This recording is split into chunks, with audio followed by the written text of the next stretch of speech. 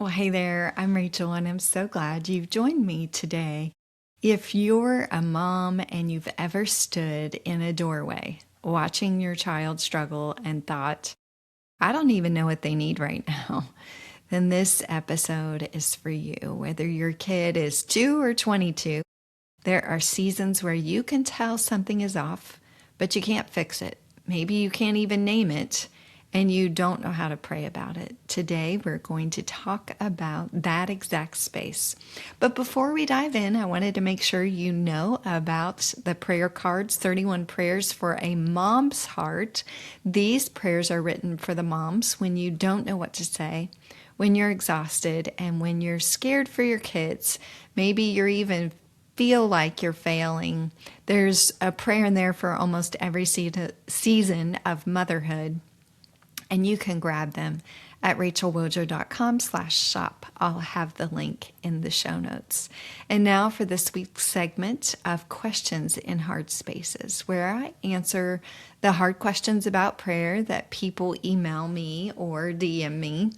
And today's question is one that I get a lot, but in slightly different forms. This week's version came from a mom who wrote, "How do I pray for my child when I don't even know what they need?" And I just want to be honest with you. I have prayed that exact question myself more times than I can count.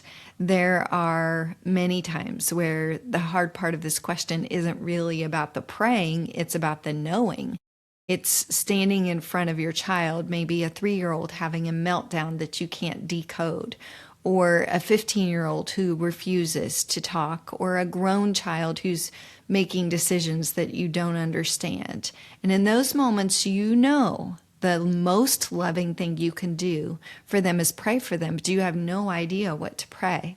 We feel like we should know, don't we? We're the mom. We've been there since day one, and when we don't know, we often feel like we're failing our kids.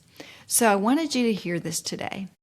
Not knowing what your child needs doesn't disqualify you from praying for them. It actually moves you toward the kind of prayer that's worked for any mother of any child in any generation. And it's the prayer that admits that we don't have all the answers, but we can ask the one who does. When my kids were little, and I didn't know what was wrong with them, I would pray something like, "Lord, you made her, you know her. I don't even know what to ask you for, but I know that you know what she needs. Would you meet her where she is?" And it's not really sophisticated to pray that way, but I think that God is always after our hearts. So if that's where you are this week, praying for a kid that you can't read, or maybe a season you can't figure out, a need you can't name, you're not behind in your prayer life, you're actually where prayer starts. Thanks so much for listening in to this segment of Questions in Hard Spaces. We'll be right back after this word from our sponsors. Thank you for allowing that word from our sponsors. And now I'm diving into the segment that we call Pray More, Worry Less. And that segment is a principle each week. Today's principle is God knows your child better than you do. I want to start with something that happened yesterday. My daughter Tris is getting married this fall, and she's been going through her things, trying to narrow down what she's keeping and what she's giving away or getting rid of. And she's had these 2 boxes that she calls her keep boxes, stuff from school, notes from teachers, drawings, all those things. She's trying to consolidate down to one. So she's been pulling things out. And she was reading to me last night these notes from her teachers. It hit both of us how many of them said the same thing in different words. She cries when she gets frustrated. She struggles when she's angry. She has a hard time calming herself down. But, and this is the part that I want you to hear, those weren't the only kinds of notes in the boxes. Right alongside them were notes about her fun personality and how funny she is, and about the joy that she brought into a classroom, the way that she lights up a room. This has always been true about Tris too. And so even though she has had very difficult self-regulating, she's also a lot of fun, and she gave me permission to share all of this with you. I knew the hard parts, of course. We both lived them. From the time that she was an infant, she had a really hard time self-regulating. It was tough in toddlerhood. It was tough in elementary school. It was hard in middle school, and even in parts of high school, a lot of parts of high school. There were so many days when Matt and I just didn't know what to do. We tried everything we knew to try, and the answer wasn't directly in front of us, but we prayed. We prayed a lot, through tears, through exhaustion. Sometimes we had no idea what to specifically even ask for. And what I was thinking yesterday as I was watching her sort through those notes, she's 22 now. Her brain has matured. She understands herself in ways she couldn't when she was 8. We can see, looking back, that God was answering prayers we didn't even know how to pray. We were praying, help her, and he was doing a slow, patient work of forming a young woman who now has language for what she's feeling, who has tools, who knows herself, who brings so much joy to the world. And that brings me to Psalm 139.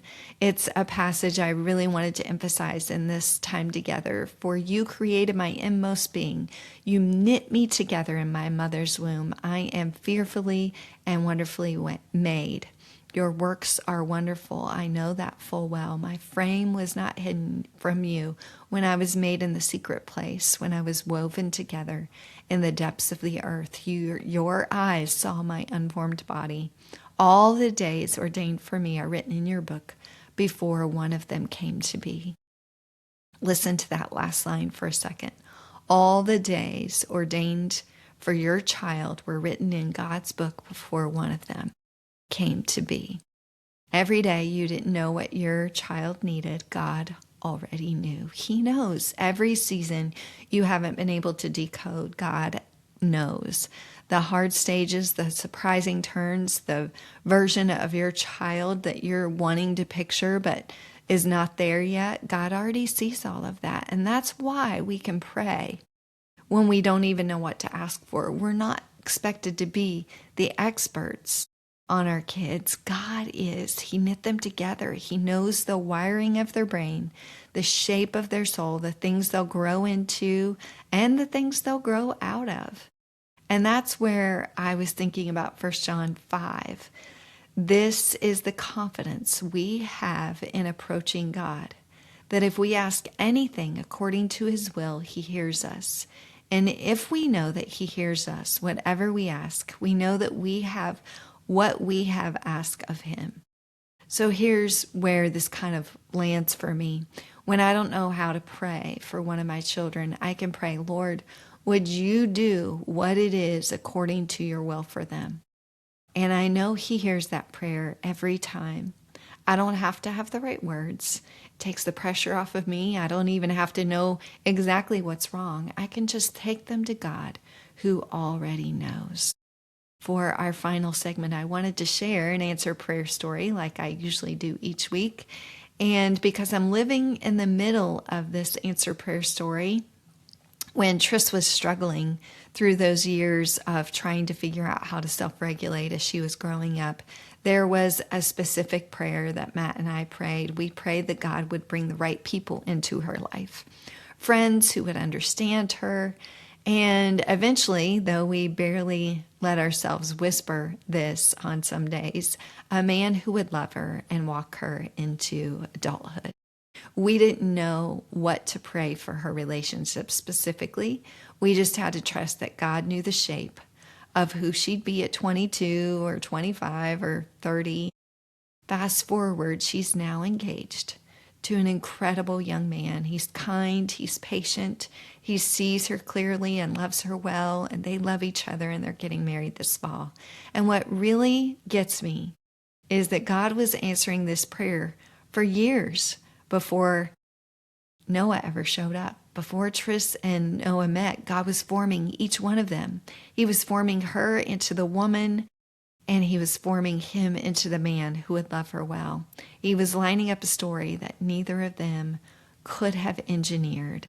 I prayed prayers I didn't know how to pray, but God answered them in ways that I couldn't have scripted if I tried. So if you're praying for your kids right now and you don't know what to ask for, keep praying. God hears you. He's already at work on an answer you can't see.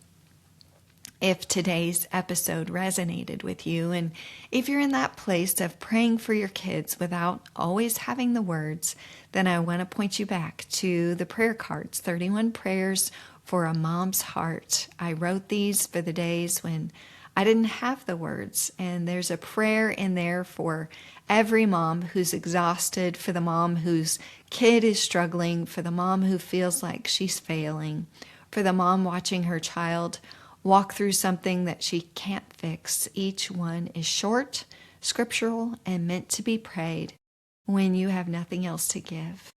You can find the prayers at rachelwojo.com/shop.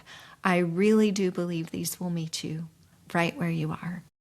Thank you for joining me on the Untangling Prayer Podcast. I pray that today's episode has encouraged you in your walk with the Lord. And until next time, remember, God sees you, He hears you, and He knows your needs.